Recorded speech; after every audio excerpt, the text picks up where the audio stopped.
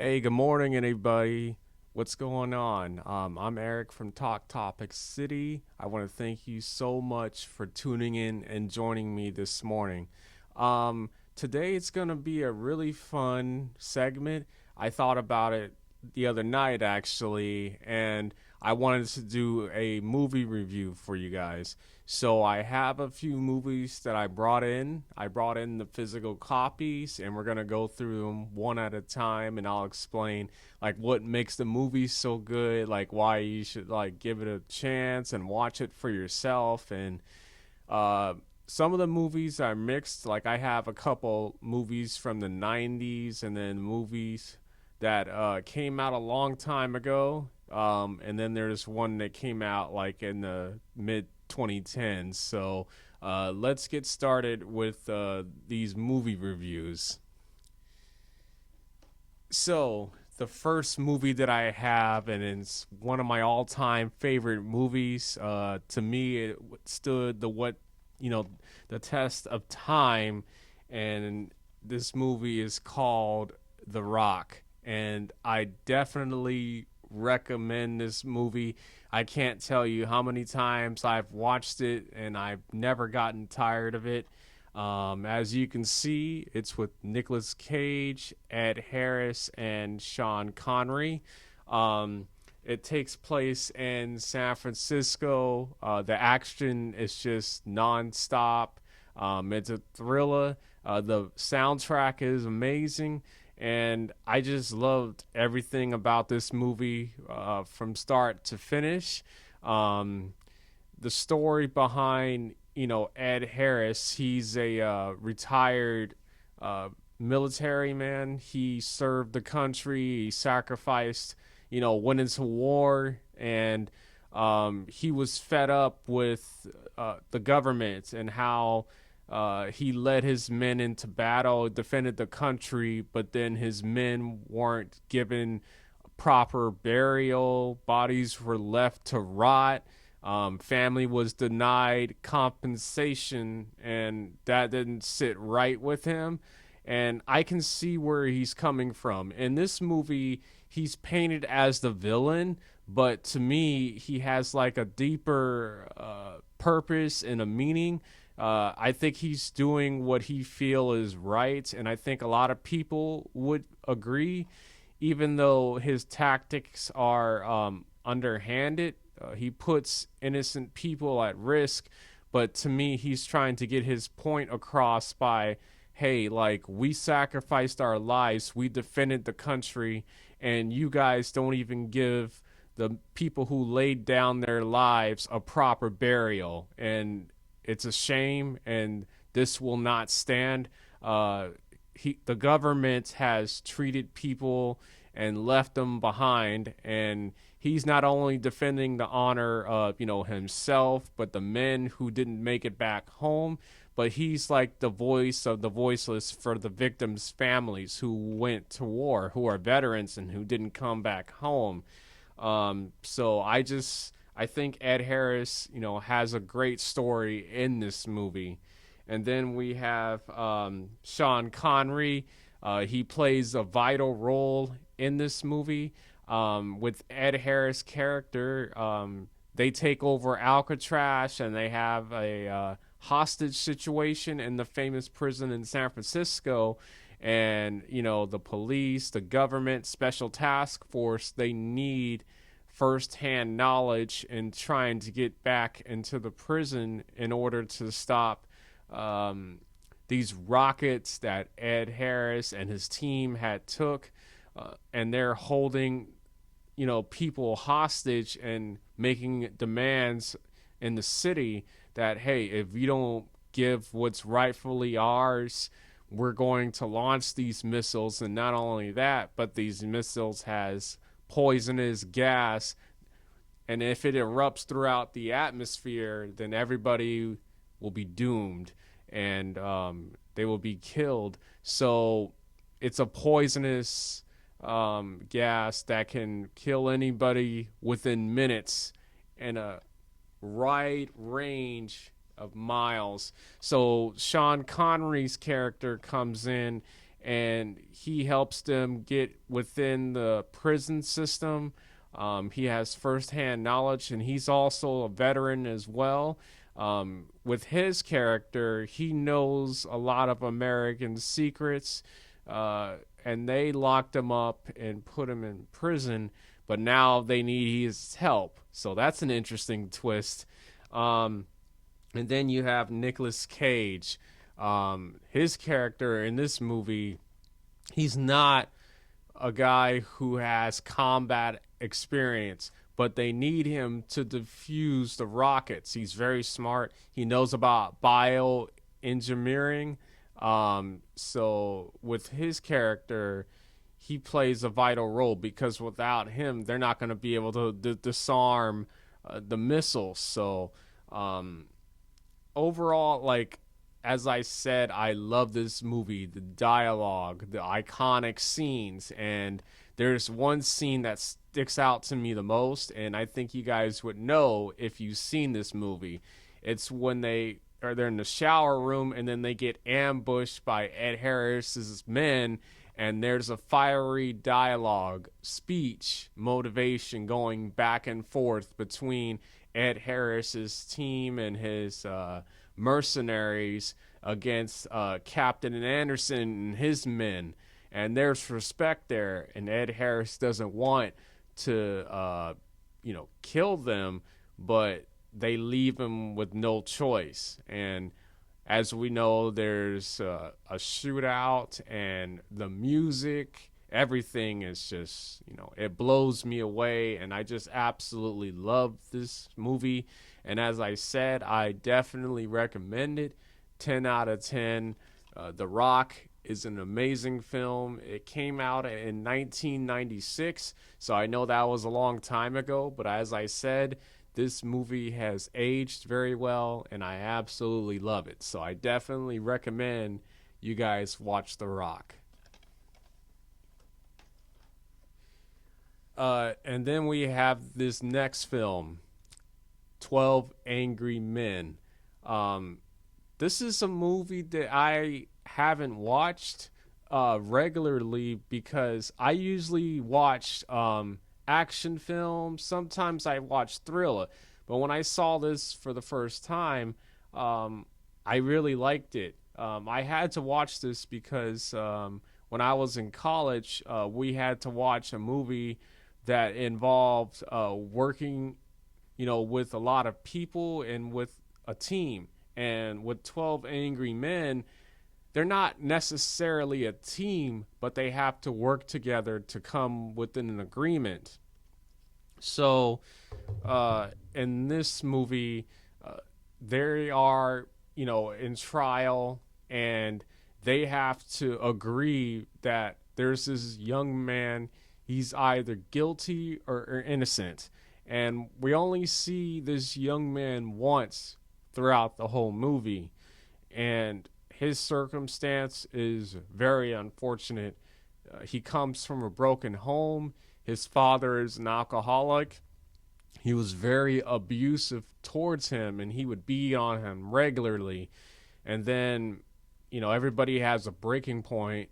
And even though it was his father, he was physically abusing him every day for years, decades. And one night, the son, he had to defend himself, so he's put on trial for murder. And there's 11 men who believe that he's guilty, but then there's one throughout the whole group that believed he didn't believe he was guilty, he didn't believe he was innocent, but he just said, we need to take a look at every angle, we need to look for, a cause as to why this happened. Let's look back at all the evidence. And it wasn't easy because they all wanted to get out of there. The jury, they don't want to be there all night, but he had to convince them. And it took a lot of convincing. It took a lot of sheer will. It's not easy standing alone against everyone else. But eventually they started to come around. There's debates. It gets heated. about people, coming up from different neighborhoods, and some people within the group actually related to the boy because one of them grew up in a crime invested neighborhood. So I just love this movie. Again, there's no action, but it really takes you an inside look in how it works in a trial. Sometimes it's easy to come up with a ruling, and then sometimes it's not. Sometimes you may have to look at things, you may have to review, you may have to question things. And I just love this movie. 12 Angry Men is great. I definitely recommend it. It comes in black and white, but I think this movie here is a hidden gem. I loved it because when you work with teams, it's not always an easy thing. Sometimes we may have to work with people that we don't like. And how do we overcome that? How do we come together to get the job done? And, once again, I absolutely love this movie. I would recommend it. It's called 12 Angry Men. I believe it came out like 19, take a look here, 1957. So a long time ago, but it's such a great movie. I definitely recommend it, and just give it a chance. And then the next movie that I have here, The Jackal, one of my favorite movies as well, came out in 1996, I believe. So it came out the same year that The Rock came out.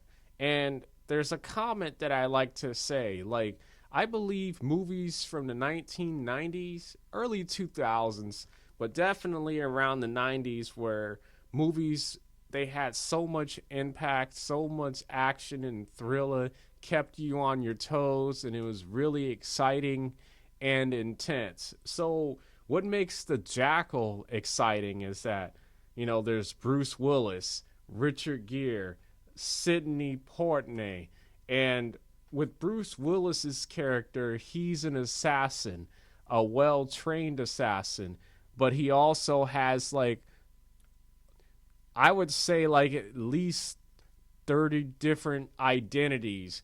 The CIA can't track him. He's changing identities constantly, and they're always a step behind. They can never catch him. And with Bruce Willis's character, he was tasked to take down the First Lady. So now the FBI, the Secret Service, they're panicking because they don't know what's going to happen, where the attack's going to come from. They don't know anything about this guy. They know that he's dangerous and that he leaves a trail behind of, innocent people that he's killed. Well, not innocent people. I would say his targets that he was hired to do, but they can't stop him because they don't know where he is. And he has a lot of resources at his disposal. He has a lot of skills. He's a trained assassin, after all. And with Richard Gere's character, he actually worked with the assassin a long time ago. He's not as ruthless as Bruce Willis, but he has a checkered past. He was in prison. They went there because they explained the situation. They needed his help because he knows how Bruce Willis thinks. He knows the Jackal. That's Bruce Willis's character. He's known as the Jackal, and because he's worked with him, he's learned what he does, his memorism, how he thinks. So they reach out to Richard Gere, and he helps them without their investigation. It's such a great movie. The soundtrack, once again, and that's another thing I like to say. I believe movies from the 90s, their soundtrack throughout, like, certain scenes, certain moments in their films, is just bar none. I think it's really great, and it matches up with the intensity. with the Jackal. It's a thriller, a roller coaster ride. I absolutely loved it. It's great. And I definitely recommend The Jackal. You wouldn't be disappointed. It's a great film. I've watched it at least like more than 10, 20 times, possibly more. But it's one of those movies that you can watch more than once. It's not a, oh, I'm going to watch it once and I'm done. With this, you can watch it multiple times. So I definitely recommend The Jackal. And then my last film that I brought to share with you guys is called Gone Girl. It's with Ben Affleck and Rosamund Pike. Now, when I first saw this movie, I never seen the movie actually. I was at Target one day and I was looking through the DVD sections and no DVD Blu-ray sections, and I saw this. It caught my eye, and I never seen it before. I never heard of it, but the cover, like, it really intrigued me. I found it interesting, so I'm like, Gone Girl. It's an interesting title. The cover of it looks amazing. So I'm like, let me give this a try. So I actually bought it. I went for a gamble, as some would say. Um, and I won't, I'll be truthful. It's kind of slow. Like, it's a slow build up, but it does pick up like later in the movie. So it's basically like a riddle, thriller, and a mystery. Like, they're putting the pieces together. So this movie is about a couple, Ben Affleck, Rosamund Pike. They meet, they start to have an attraction, they fall in love, but times get tough.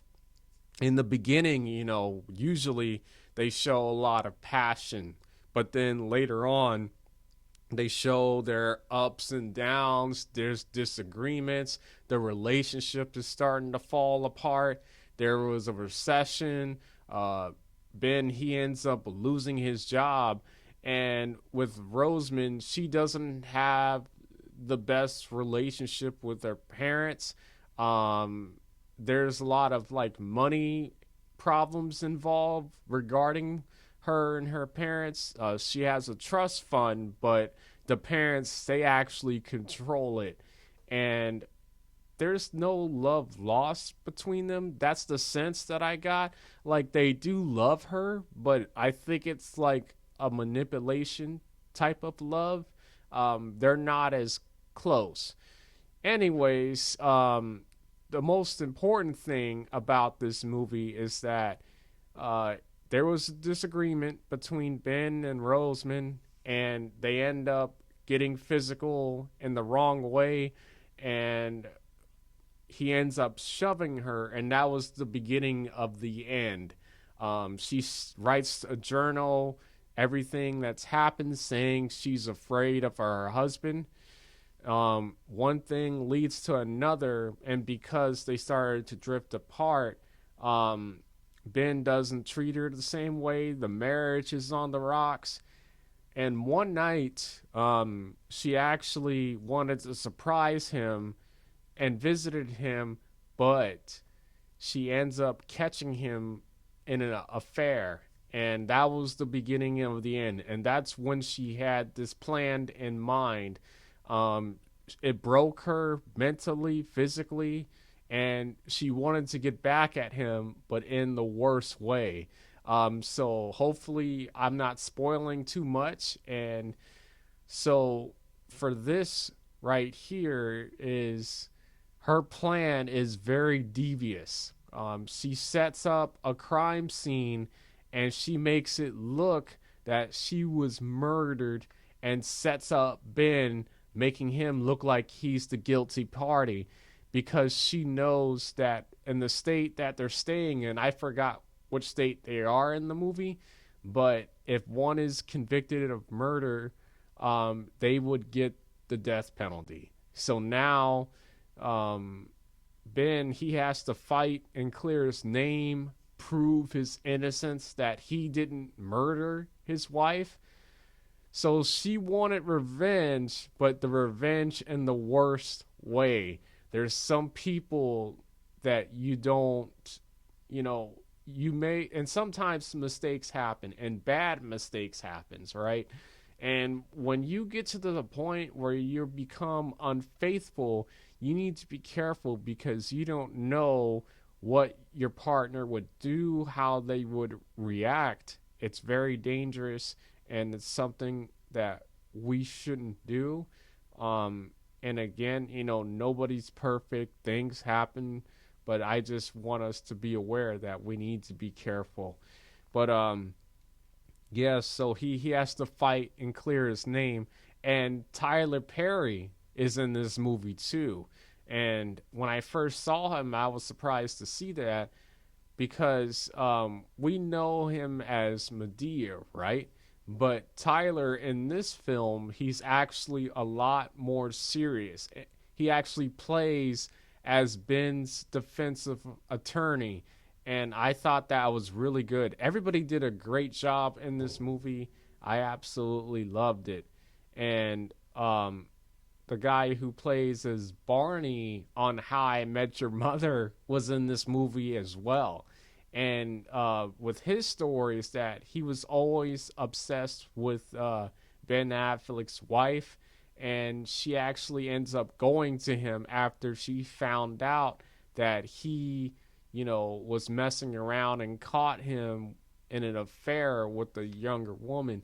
But this movie, it's a slow to warm up type of movie, but it definitely picks up the intensity, putting the pieces together, the riddles. His wife actually, she likes to put riddles and leave clues. There's something that they used to do in their marriage, more like a scavenger hunt. So right now she is keeping him on his toes. He has to put the pieces together in a fast pace because if we don't, evidence will continue to build and eventually he will be guilty of murder. So I definitely recommend this movie. It may not be for everyone because it's kind of slow at first, but then it definitely picks up and I really like it. There's some twists and turns. Again, the movie is called Gone Girl. Just give it a chance. I definitely recommend it. So that will be the end of my video reviews. I hope you guys enjoyed that.